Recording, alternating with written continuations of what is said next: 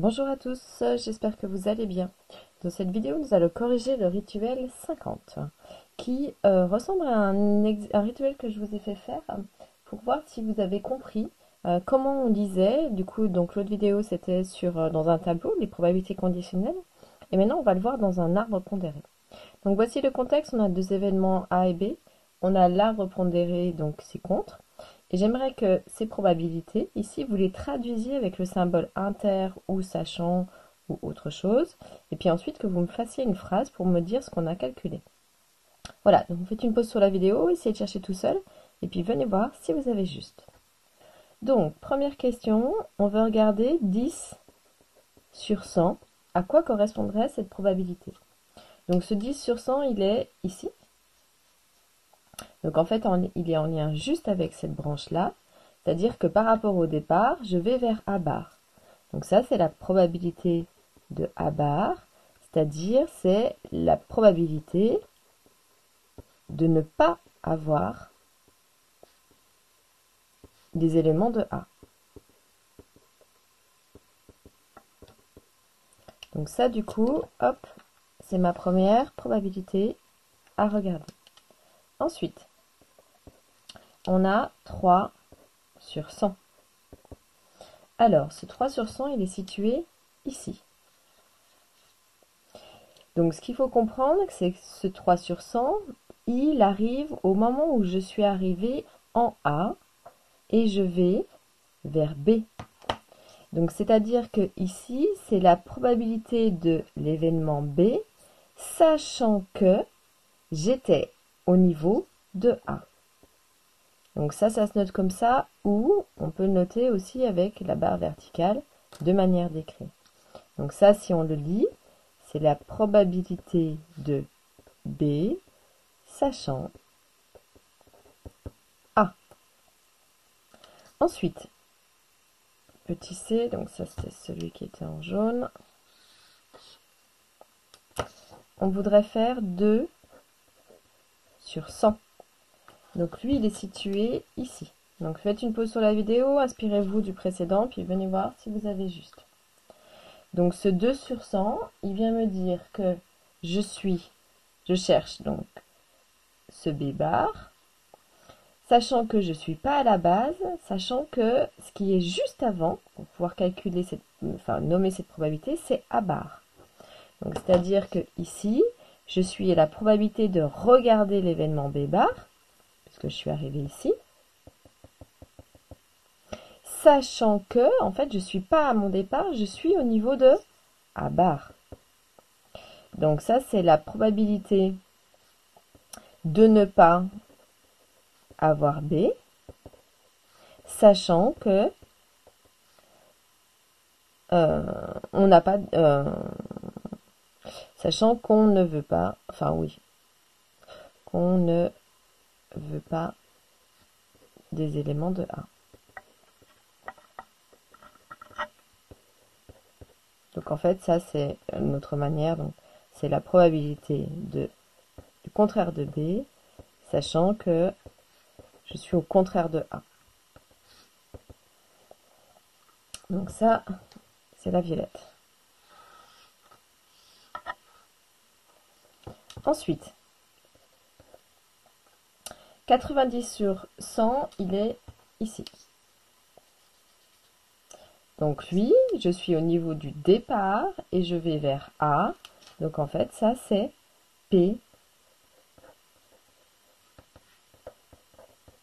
de A. C'est la probabilité de A tout court.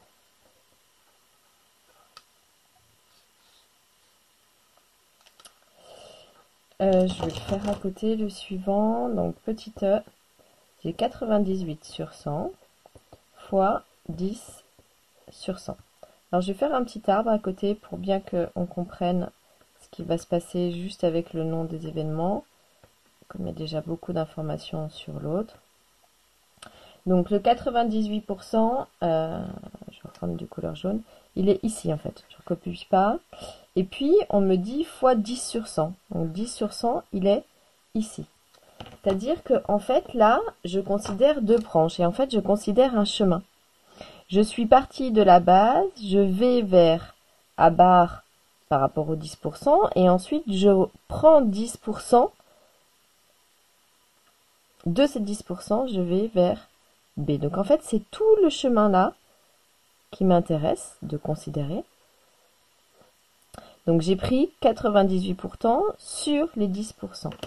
C'est-à-dire que en fait, ici, on a calculé, en fait, c'est P, si je le traduis, en fait, P de A bar fois P de B, sachant A bar.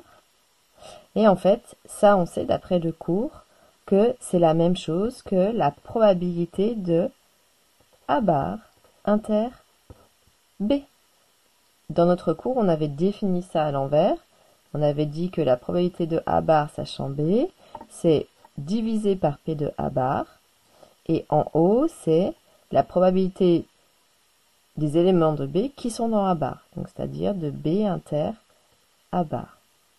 Donc ici, je fais tout ce chemin. Je passe par A bar et par B. C'est la probabilité de A inter B. Donc ça, c'est la probabilité d'avoir A bar et B.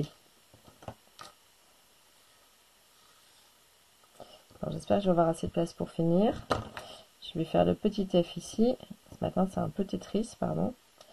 Donc j'ai 90 sur 100 fois 97 sur 100. Faites une pause, essayez de vous inspirer de ce qui a été fait juste avant pour venir voir en fait si vous avez juste.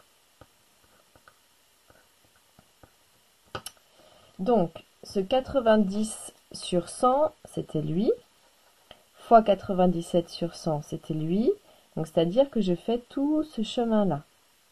Donc de manière analogue ici, en fait, je passe par l'événement A et ensuite jusqu'à B bar. En fait, ça, c'est P de A inter B bar. C'est-à-dire, c'est la probabilité d'avoir des éléments de A et des B bar, c'est-à-dire ne pas avoir des éléments de B.